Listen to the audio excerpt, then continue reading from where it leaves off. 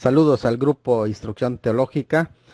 Bueno, pues ya esta semana vamos a entrar con el tema 16 de la temática acercándonos a la geografía bíblica y en esta ocasión nos va a tocar hablar acerca de mares en Israel. Ya se habló de la orografía, que son las montañas, los montes en Israel, y en esta ocasión pues nos va a tocar a hablar de la hidrografía de ese país.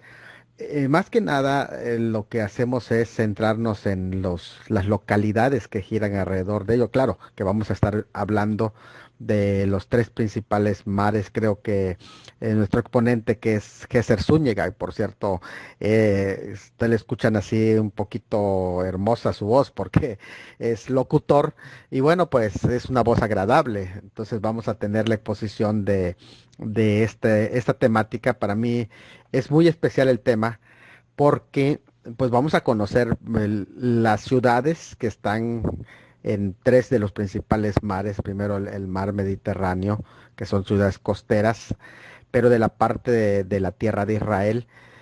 También recuerden que paralelo a ello hay una hidrografía muy interesante, comenzando con el mar Muerto, mar Salado, que está hacia el sur, enfrente del Negev. Y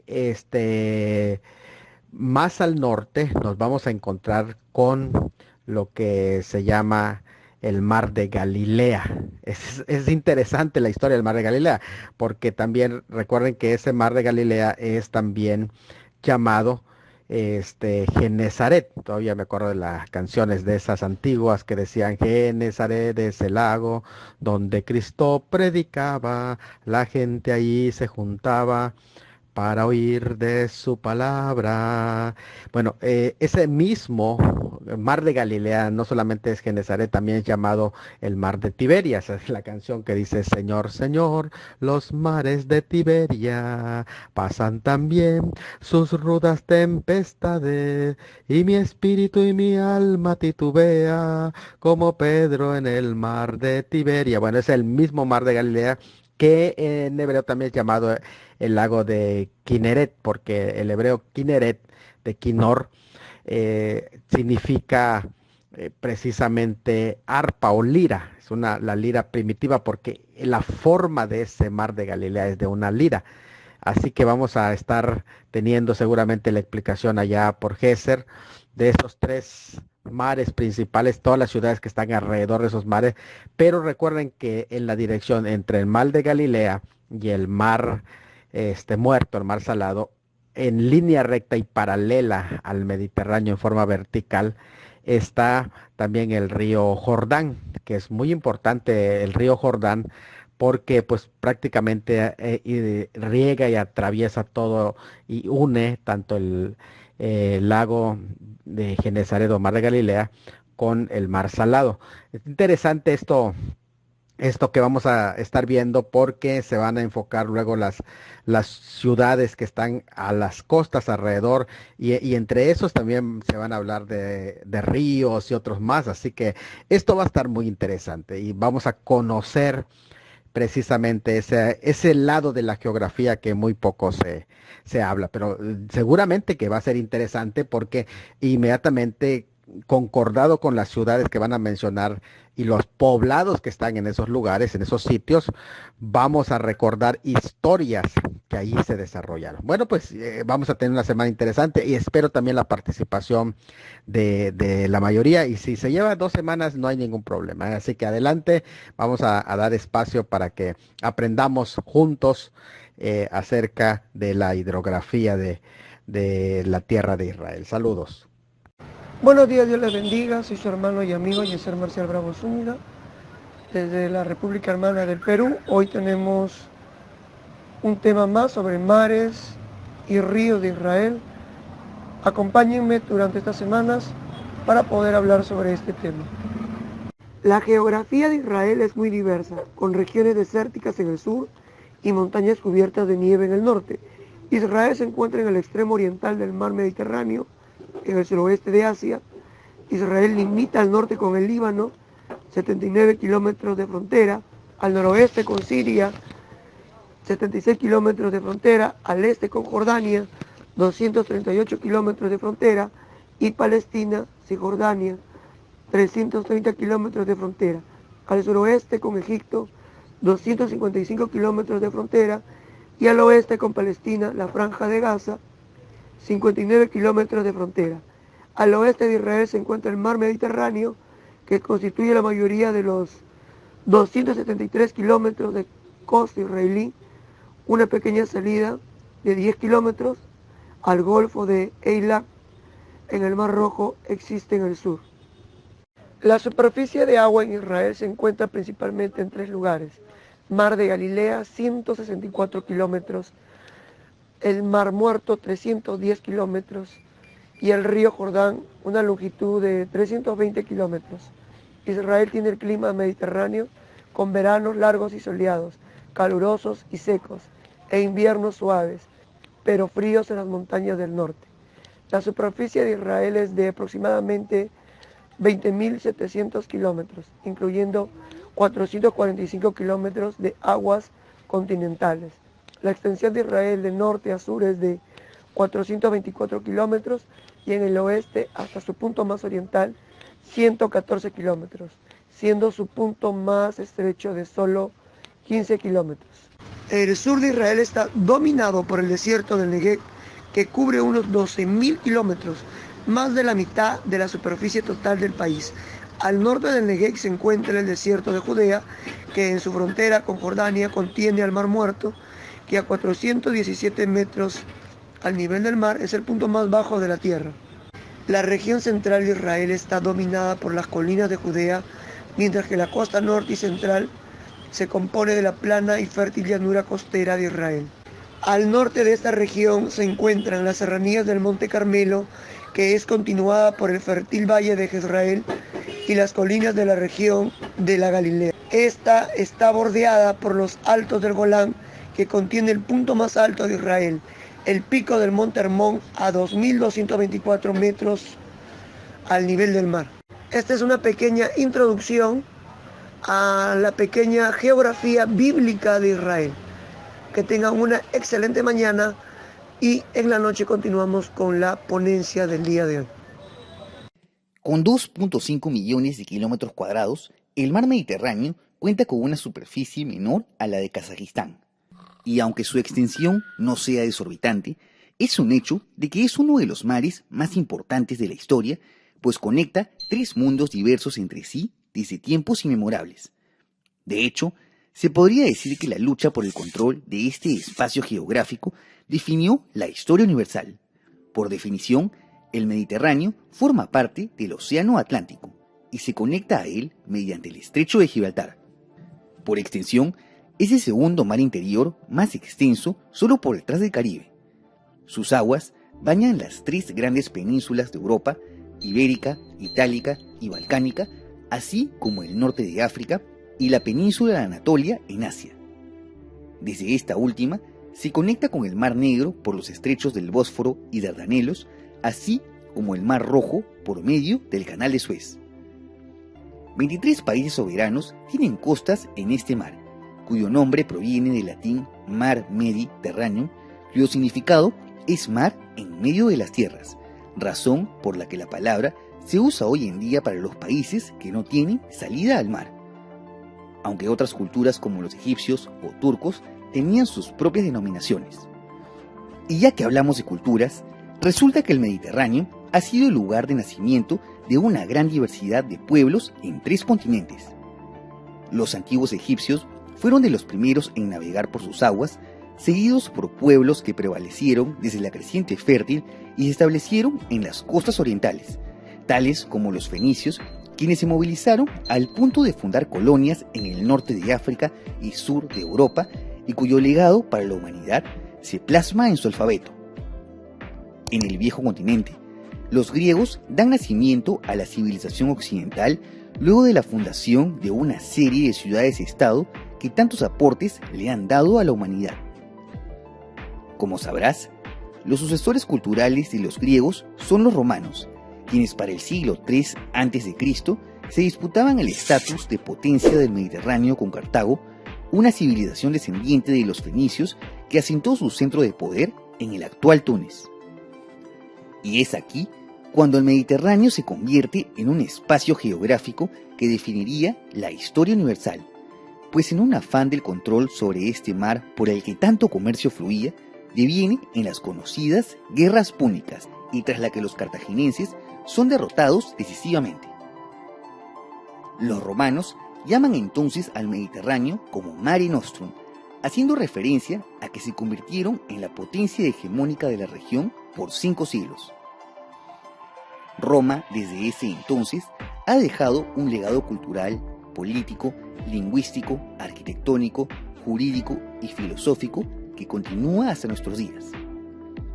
La irrupción que representó el cambio cultural entre las costas europeas y las asiáticas y africanas en el Mediterráneo fue la aparición del Islam hacia el siglo VII. Con una rápida expansión, los califatos conquistaron grandes territorios en Oriente Próximo y norte de África, lo que devino en una diferenciación cultural en el Mediterráneo que se mantiene hasta nuestros días. A diferencia de los egipcios, mesopotámicos, chinos e indios que se establecieron a orillas de ríos, los griegos y romanos se establecieron en las costas del mar Mediterráneo.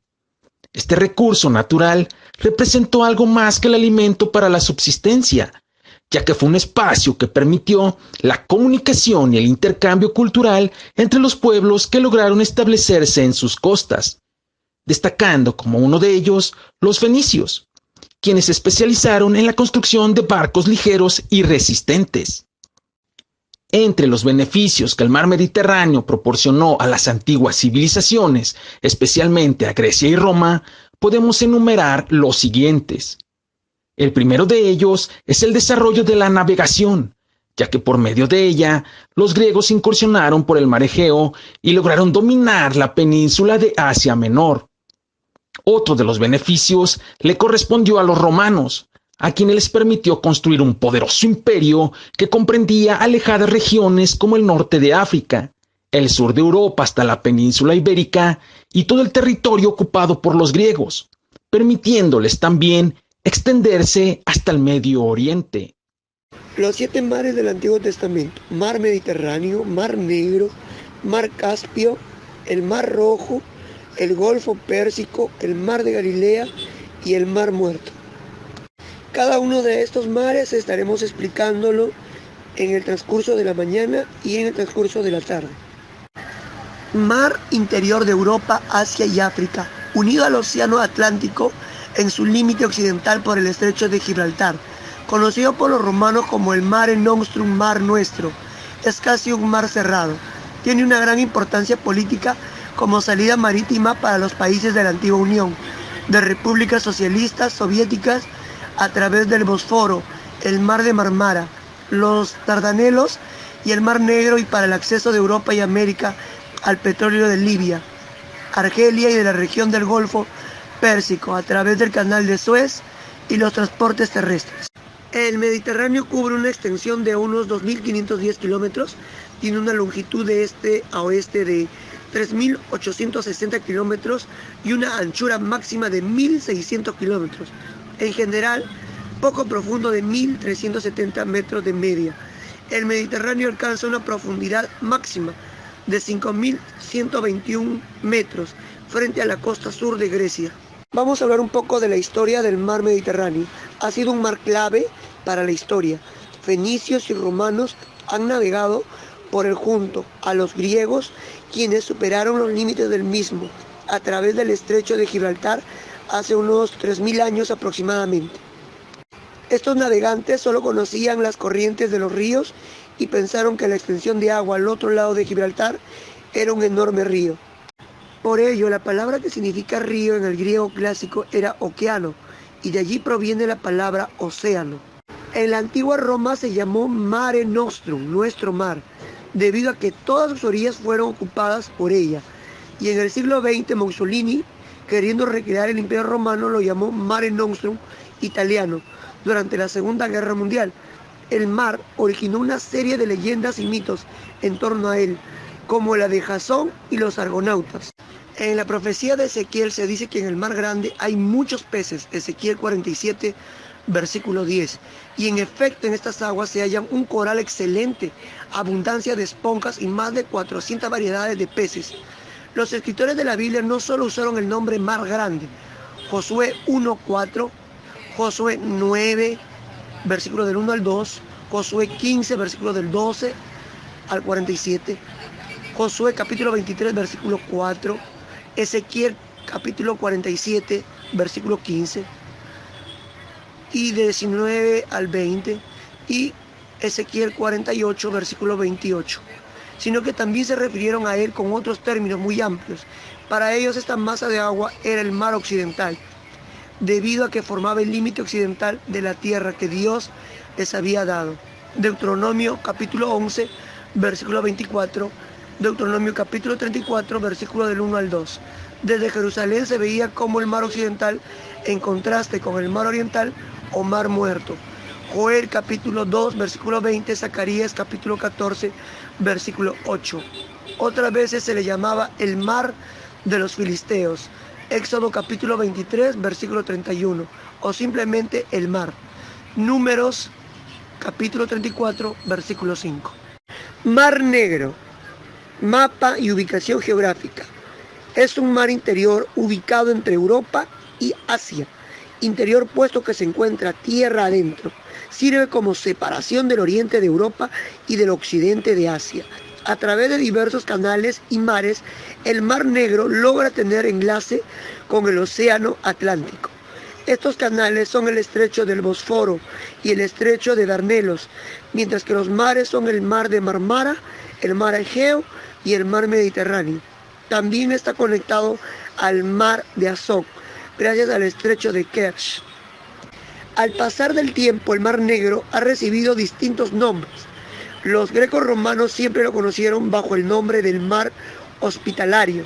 Según Estrabón, su nombre era el Mar Inhóspito, debido a la difícil navegación de sus aguas y las tribus salvajes de las orillas. Hay diversas explicaciones sobre el origen del nombre. Algunos dicen que está relacionado con los puntos cardinales, mientras que otros dicen que se llama negro debido a sus aguas profundas, las cuales son sumamente oscuras por la gran cantidad de algas que posee, ya que su agua es mucho menos salina que el agua del Mediterráneo.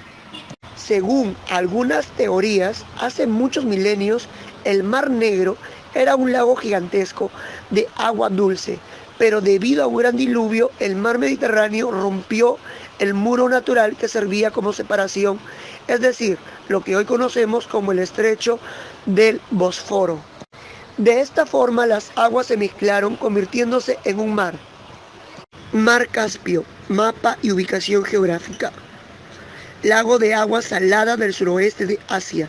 Es la masa de aguas interiores de mayor tamaño en todo el mundo. Está rodeado al oeste por Azerbaiyán y Rusia, al noroeste, y al este por Kazajstán, al este por Turkmenistán y al sur por Irán.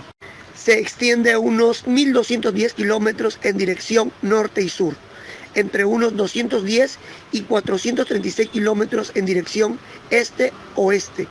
La superficie aproximada es de 371 kilómetros. La costa del Caspio es irregular, con grandes golfos al este, entre los que se encuentra el de Krasnovodsk y el Kara-Bogaz-Gol, Garabos-Gol y Ailag, de escasa profundidad, que sirve de cuenca de evaporación y es el lugar en que se encuentra una importante planta química que extrae sales. Este mar tiene una profundidad media de unos 170 metros y es más profundo en su zona sur, alcanzando una profundidad máxima de 995 metros. Su nivel varía de un año a otro, pero tiene una media de 28 metros por debajo del nivel del mar. Las costas sur y suroeste del Caspio están rodeadas por las cadenas montañosas de Elburz y del Cáucaso Mayor.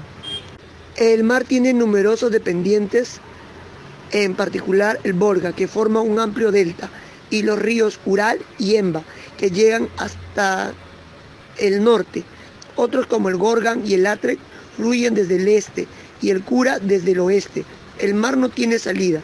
El Caspio está unido a los mares Báltico, Blanco y Negro por una amplia red de canales interiores, el principal de los cuales es el río Volga. Estas vías fluviales proporcionan una salida hacia la Europa del Norte, pero los campos petrolíferos de Bakú, en la península de Asperón, el mar Caspio, también contiene pesquerías muy productivas. Se capturan grandes cantidades de esturión, del que se extrae el caviar, salmón, perca, arenque y carpa, aunque estas capturas se han visto afectadas por la bajada del nivel de las aguas. Además, en el Caspio viven otros animales como tortugas y focas. La navegación suele ser complicada debido a las peligrosas tormentas del suroeste y durante los meses de invierno. Las zonas del norte del Caspio están cerradas por el hielo. Los principales puertos son Krasnovodsk en Turkmenistán, en Bakú, en Azerbaiyán y Makhachkala en Rusia. Mar Rojo, mapa y ubicación geográfica. Mar angosto que separa la península arábiga del África y que se divide en el norte en dos golfos separados por la península de Sinaí. Éxodo capítulo 15, versículo 4 al 22. El Mar Rojo, desde Suez hasta el estrecho de Bab el-Mandeb, tiene unos 2100 kilómetros de largo y unos 240 kilómetros de ancho, pero solo sus dos golfos del norte desempeñan un papel en la historia bíblica. El brazo occidental, también conocido con el nombre de Golfo de Heliópolis y ahora llamado Golfo de Suez, tiene unos 290 kilómetros de largo y un ancho promedio de 32 kilómetros. El brazo oriental, conocido como el Golfo de Acaba, tiene unos 175 kilómetros de largo y un ancho promedio de 24 kilómetros. La navegación por el Mar Rojo fue peligrosa en la antigüedad por causa de tormentas repentinas que se levantan allí y por muchos bancos de corales ocultos que hay en él. En Isaías capítulo 11 versículo 15 se le llama Mar de Egipto.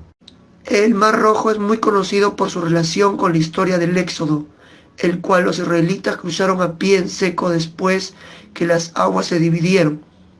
Eso registra Éxodo capítulo 13, versículo 18, Éxodo capítulo 14, versículo 21 al 31, Éxodo capítulo 15, versículo 4. Al parecer este cruce se efectuó cerca del extremo norte del Golfo de Suez, aunque es difícil ubicar el lugar exacto. Por otra parte, el Golfo de Acaba es obviamente el otro brazo del Mar Rojo, que se relaciona con el relato del recorrido por el desierto, después que dejaron el monte Sinaí. Se registra en Números capítulo 21, versículo 4, Deuteronomio capítulo 1, versículo 40. Los israelitas estuvieron en Esión Geber y Elac, dos lugares en el extremo norte de este golfo, en su camino a la Transjordania. Deuteronomio capítulo 2, versículo 8 lo registra. Golfo Pérsico, mapa y ubicación geográfica. Es uno de los rincones del mundo más conocidos por los recursos que posee y también por haber sido escenario de algunos encuentros trascendentales para la historia mundial. Los países conformantes por sí solos tratan de desarrollarse de la forma más eficaz para así contribuir que el Golfo Pérsico ya no sea más sinónimo de conflicto, sino como prueba de desarrollo de prosperidad. En esta zona cuentan con extensos arrecifes de ostras y corales y tiene una excelente vida marina. Sin embargo, sobre su flora y fauna han tenido ciertos problemas a causa de los derramamientos de petróleo, como también a las guerras relacionadas con la guerra del Golfo y la guerra Irán-Irak. Las especies se han visto muy afectadas, pero poco a poco han aumentado su cuidado y protección. El Golfo Pérsico era en la antigüedad una región muy grande, pero no siempre ha sido como se observa hoy en día. Además, está registrado por la historia, ya que ha estado involucrado con diferentes culturas como Sumer, Babilonia o Persia, y ahora tiene que ver directamente con la guerra del Golfo y la guerra de Irán-Irak, pues son los últimos enfrentamientos que se han producido en él. Hablemos un poco de la historia. Esta zona comenzó a ser controlada a finales del 6 a.C. por la civilización de Dilmun. En los valles del Éufrates y del Tigris nacieron y prosperaron los mesopotámicos, cuya expansión amenazaría más tarde a todos los pueblos del Golfo. Durante un largo periodo de tiempo, el asentamiento más importante a las orillas del Golfo fue Jerja. Después de 2 siglos, los lajimidas, que vivían en el actual Yemen, se fueron al norte y fundaron el reino lajimida a lo largo de la costa sur. Eventualmente se ocasionaron batallas entre los distintos reinos ribereños. Durante el siglo VIII a.C., los sasánidas controlaban todo el Golfo Pérsico, incluyendo las costas del norte y del sur. La costa norte estuvo dominada por una sucesión de los imperios persas entre el 625 y el 226 a.C., incluyendo el imperio medo, el imperio aqueménida, los selúcidas y el imperio parto. Durante el reinado del monarca aquemenida Darío I, los barcos persas controlaban las aguas del Golfo. Las fuerzas navales persas mantuvieron una fuerte presencia en el Golfo, el cual controlaron hasta la llegada de los British East India Company y la Royal Navy a mediados del siglo XXI. Los barcos persas podían remontar ríos y patrullaban el Tigris, el Shahr al-Arab y en sus momentos de mayor expansión el Nilo en Egipto y el Sind en la India. Fue la fuerza naval aquemenida la que estableció las mayores bases navales a lo largo del río Shahr al-Arab, Bahrein, Omán y Yemen. La flota aquemenida no solo sirvió para mantener la paz a lo largo del Shahr el-Arab, sino que abrió el comercio entre la India y el Golfo Pérsico. Después que el imperio aquemenida conquistó a manos de Alejandro Magno y más tarde, tras de la caída de los partos, el imperio sasánida gobernó el norte y el sur del Golfo, manteniendo la ruta de la seda. Muchos de los puertos comerciales persas estaban localizados sobre el Golfo. Siraf, un antiguo puerto sasánida, estaba en la costa septentrional del Golfo, en la actual provincia de Bushehr. Siraf fue el primer puerto comercial en establecer comercio con China en el siglo VI. Estaremos hablando sobre el mar de Galilea, mapa y ubicación geográfica. Indica toda la parte norte de Palestina, limitada al sur por la llanura de Esdraelón y al norte por la ladera sur de los montes del Líbano y el monte Hermón, una región de unos 65 kilómetros de largo por 40 a 50 kilómetros de ancho. La mayor parte de la zona es montañosa, con fértiles valles intermedios. Las montañas de la región norte alcanzan una altura de 1.220 metros al nivel del mar, por lo que siempre fue escasamente poblada. La sureña, menos montañosa, es cerealera.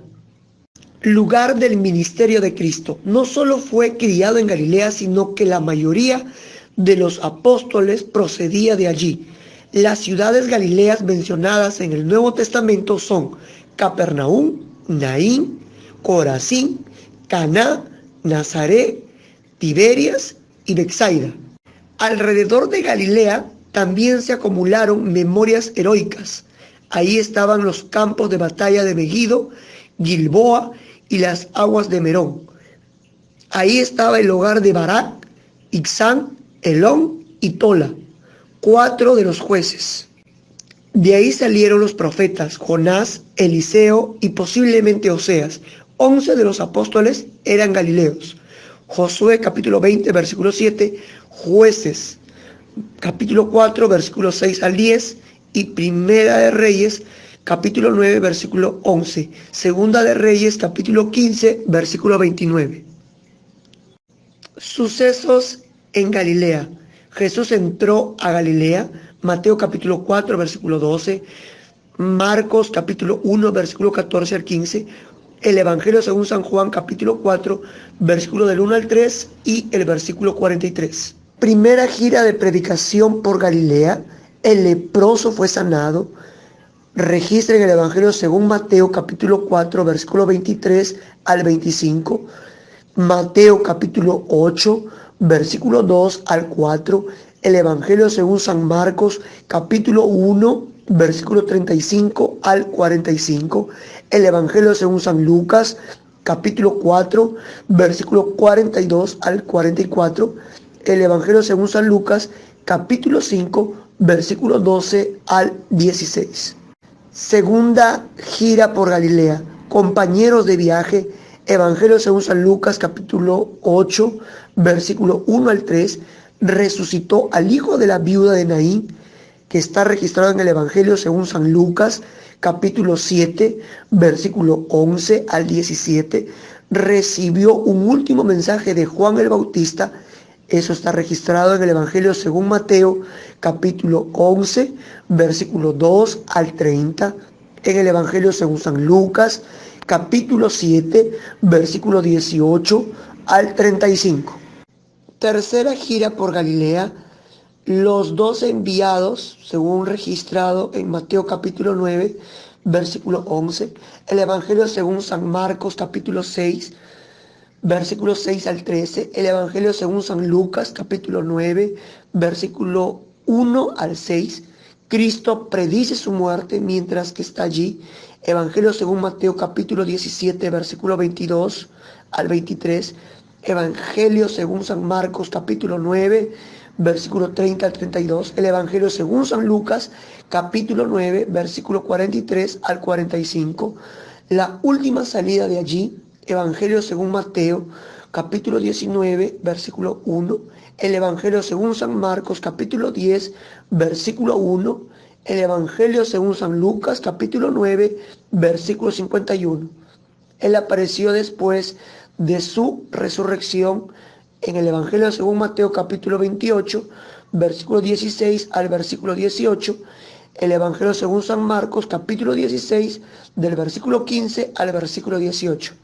Los galileos eran menospreciados por los de Judea, Evangelio según San Juan, capítulo 1, versículo 46, y el Evangelio según San Juan, capítulo 7, versículo 52.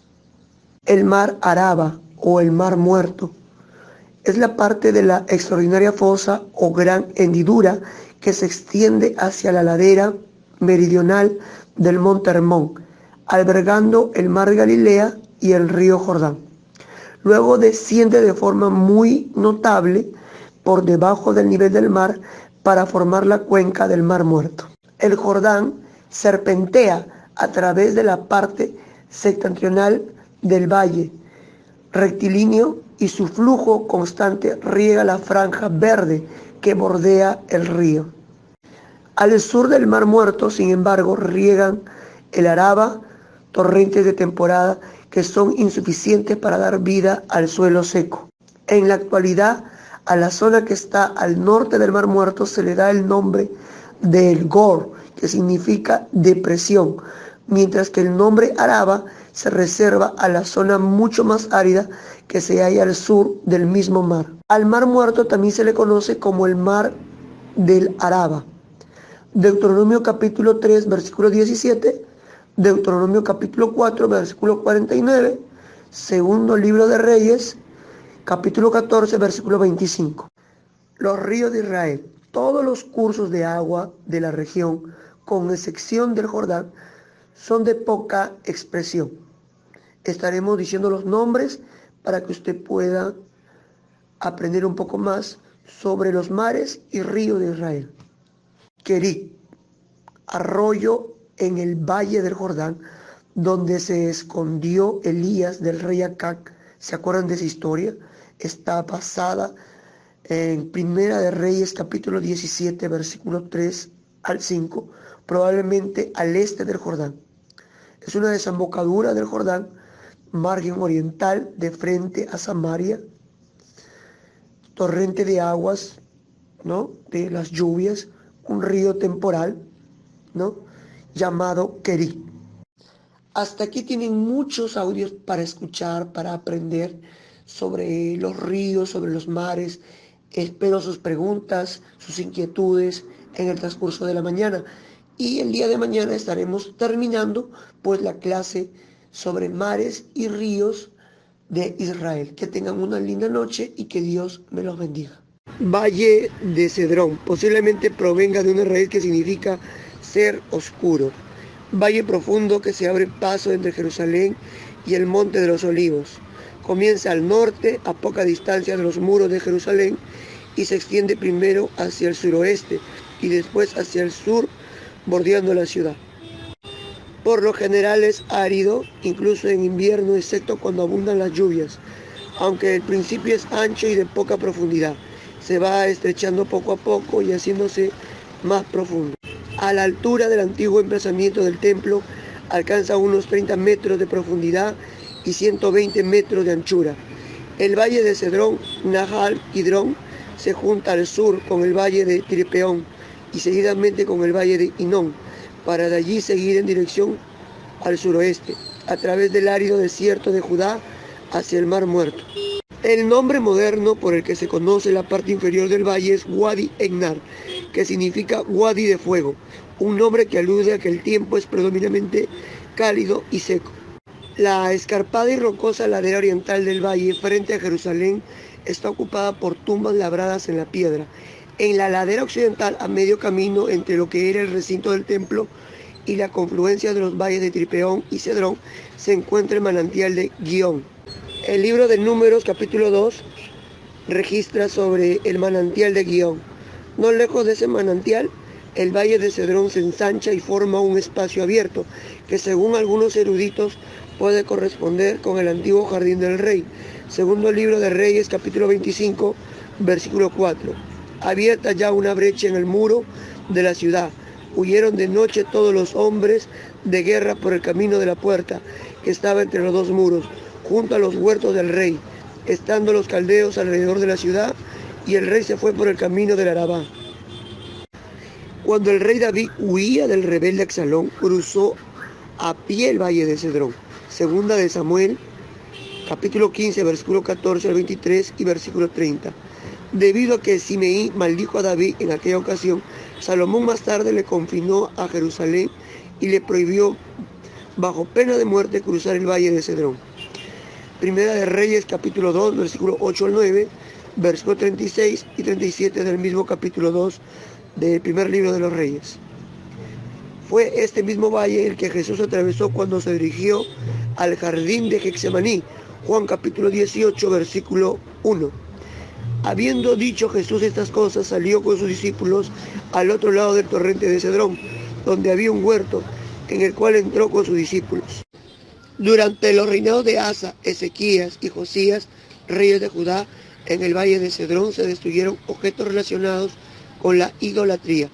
Primer libro de Reyes, capítulo 15, versículo 13. También privó a su madre Maaca de ser reina madre, porque había hecho un ídolo de acera. Además deshizo Asa el ídolo de su madre y lo quemó junto al torrente de Cedrón. Eso está registrado en segundo libro de Reyes, capítulo 23, versículo 4 al 6 y versículo 12. Segunda de Crónicas, capítulo 15, versículo 16. Y aún a Maaca, madre del rey Asa, él mismo le depuso de su dignidad, porque había hecho una imagen de acera, y Asa destruyó la imagen y la desmenuzó, y la quemó junto al torrente de Cedrón. Segunda de Crónicas, capítulo 29, versículo 16. Y entrando los sacerdotes dentro de la casa de Jehová para limpiarla, sacaron toda la inmundicia que hallaron en el templo de Jehová, al atrio de la casa de Jehová, y de allí los levitas le llevaron fuera al torrente de Cedrón. Segunda de Crónicas, capítulo 30, versículo 14. Y levantándose quitaron los altares que había en Jerusalén. Quitaron también todos los altares de incienso y los echaron al torrente de Cedrón. También se utilizó como lugar de sepultura. Segundo libro de Reyes, capítulo 23, versículo 6. Hizo también sacar la imagen de acera fuera de la casa de Jehová, fuera de Jerusalén, al valle del Cedrón, y la quemó en el valle del Cedrón, y la convirtió en polvo y echó el polvo sobre los sepulcros de los hijos del pueblo. Esto convirtió al valle de Cedrón en una zona inmunda, y por lo tanto es significativo que la profecía de Jeremías hablase de un tiempo en el que, por el contrario, todos los terraplenes hasta el valle torrencial de Cedrón sería una cosa santa a Jehová. Jeremías capítulo 31, versículo 40. y todo el valle de los cuerpos muertos y de la ceniza, y todas las llanuras hasta el arroyo de Cedrón, hasta la esquina de la puerta de los caballos, al oriente será santo a Jehová. No será arrancada ni destruida más para siempre. Jaboc, río de Transjordania, que en el tiempo de Moisés constituía el límite norte del reino amorreo de Sión. Números capítulo 21, versículo 23 al 24, Josué capítulo 12, versículo 2, y Jueces capítulo 11, versículo 22, como también la línea norte del territorio amonita, Deuteronomio capítulo 2, versículo 37, y Deuteronomio capítulo 3, versículo 16. Las fuentes de este río están cerca de Rabá de los amonitas. Desde allí fluye primero en dirección al norte, pero después de unos 32 kilómetros toma rumbo oeste y entra al Jordán a unos 37 kilómetros al norte del Mar Muerto. La lucha de Jacob contra el ángel ocurrió en un vado del Jaboc. Génesis capítulo 32, versículo 22 al 32. Cuando los israelitas tomaron Transjordania, el Jaboc, que dividía a Galaad en dos partes, formó el límite norte de la tribu de Gad y el borde sur de la de Manasés. Río Yarmuk. Es el mayor afluente del río Jordán, con unos 70 kilómetros de largo. Tiene un caudal de 475 millones de metros cúbicos. Al año recoge el agua de la meseta de Aurán y es uno de los tres tributarios principales del Jordán, entre el mar de Galilea y el Mar Muerto. Los otros son el río Sarca, antiguamente Jaboc, y el río Arnón, ambos al sur. En la mayor parte de su recorrido, el río Yarmuk forma la frontera entre Siria al norte y Jordania al sur, y cerca del valle del Jordán hace de frontera entre Israel y Jordania. Es la frontera sur de los Altos del Golán, la importante batalla de Yarmuk, en la que los musulmanes derrotaron al Imperio Bizantino, tuvo lugar al sur del río en el año 636 después de Cristo. Río Jordán es el río principal de la Tierra Prometida, que forma una frontera natural entre la mayor parte del este y el oeste de Palestina. Josué capítulo 22, versículo 25. El curso del Jordán en la antigüedad comenzaba en la cuenca del Julec, una zona pantanosa y lago hoy día desecados. El norte de la cuenca del Julec se caracteriza por sus numerosos arroyos que dan origen al río. Entre ellos destacan de este a oeste el Nar Banyas, Nahal Hermón, el Nahar el Ledán, Nahal Dan, y el Nahar Hasbani, Nahal Senir. El Yarmuk y el Jaboc son los principales afluentes del Jordán por el este.